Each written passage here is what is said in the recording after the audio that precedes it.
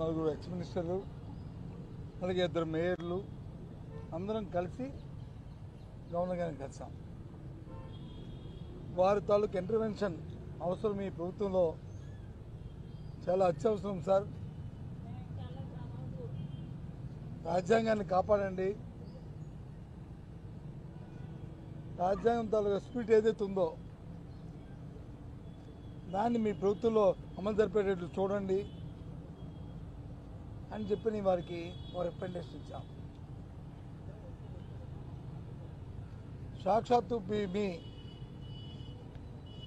పత్రికలన్నీ కూడా చూశాయి, టీవీలో అన్నింటిలో కూడా రాశారు. రీసెంట్గా ఈ మధ్య ముఖ్యమంత్రి గారు నెల్లూరు వెళ్ళి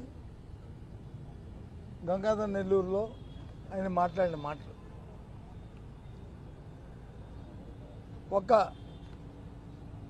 ఏ పని చేసినా సరే తెలుగుదేశం పార్టీ వాళ్ళకే చేయండి, వైసీపీ పార్టీ వాళ్ళకి చేయొద్దు, చేస్తే పాముకి పాలు వేసి పోషించినట్టే కాబట్టి ఆయన చెప్పిన వర్కర్స్ చెప్పిన నేపథ్యం దయచేసి ఆలోచించమని కోరుతున్నాను. ఎవరైనా బెనిఫిషరీ ఉంటే బెనిఫిషరీకి పార్టీలు ఉండవు, బెనిఫిషరీకి వర్గాలు ఉండవు. బెనిఫిషరీకి ఏదైతే ప్రభుత్వం నిర్దేశించిన పారామీటర్స్ ఏవైతే ఉంటాయో వాటి వరకే చూసి ఆ పారామీటర్స్ కానీ సరిపోతే ఆ రకంగా వారిని లబ్ధిదారుగా చేకూర్చడం అనేది భారత రాజ్యాంగం ఇచ్చే హక్కు. అలా కాకుండా ఆయన ప్రమాణ స్వీకారం చేసిన ఓతికి దానికి వ్యతిరేకంగా చట్టాన్ని చేతిలో తీసుకుంటూ కాన్స్టిట్యూషన్ వైలేషన్కి పాల్పడుతున్నారు చంద్రబాబు నాయుడు గారు, ముఖ్యమంత్రి గారు, వారి తాలూకా కేబినెట్ అంతా కలిపి వారితో పాటు బ్యూరోక్రసీ మొత్తం అందరూ కూడా ఈ విధంగా వారి పరిపాలన సాగుతుంది. కాబట్టి మీ ప్రభుత్వంలో మీ ఇంటర్వెన్షన్ అవసరం గవర్నర్ గారు అని చెప్పి వారికి ఈరోజు మేమందరం విన్నవించుకున్నాం. ఎప్పుడు కూడా దేశ చరిత్రలో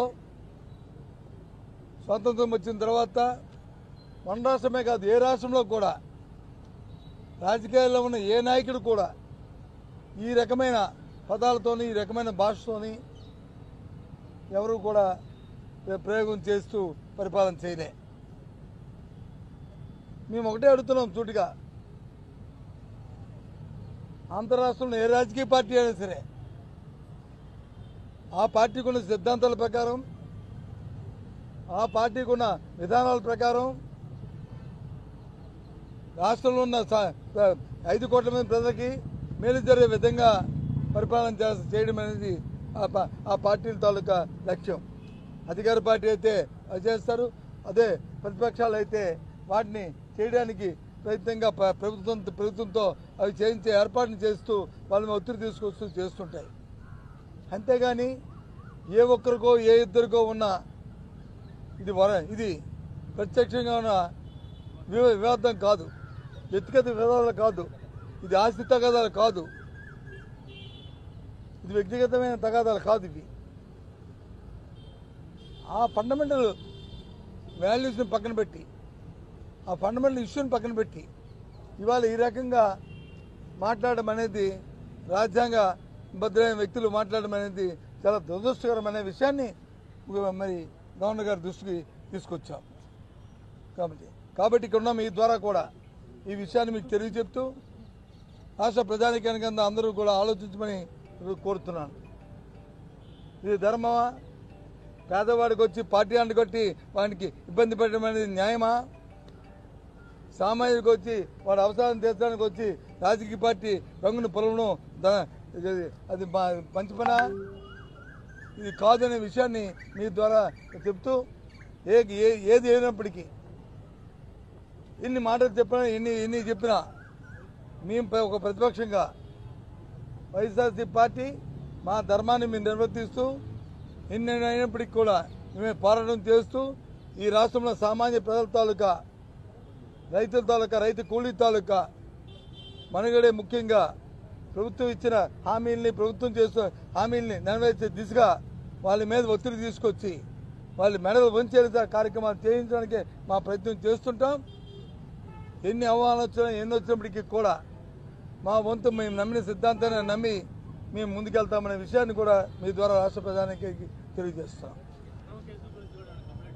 ఏందండి అక్రమ కేసుల గురించి ఇంతకుముందే అంతకుముందు ఇచ్చాం, చూస్తున్నాం. రోజు కూడా అక్రమ కేసులు పెట్టడం, వైసీపీ కార్యకర్తల మీద, నాయకుల మీద, యాక్టివిస్టుల మీద, లేకపోతే జర్నలిస్టుల మీద, సంబంధం లేని పార్టీ లేని జర్నలిస్టుల మీద మీ మీద కూడా కేసులు పెడుతున్న ధైర్యం చూస్తున్నాం. ఈ రకంగా చట్టాన్ని చేతిలో తీసుకుని పోలీసు వ్యవస్థతో ఏ విధంగా జూమ్ చేసి చూస్తున్నాం. ఆ విషయాన్ని కూడా గవర్నర్ గారి దృష్టికి తీసుకొచ్చాం.